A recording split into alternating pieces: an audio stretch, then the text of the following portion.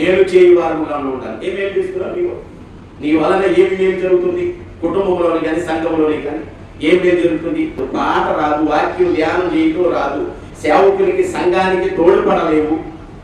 చెప్పుకోవాలంటే మాటలు చెప్పుకోవాలంటే ఒక వాయిద్యం రాదు, సంగీతం రాదు, ఒక పాట రాదు.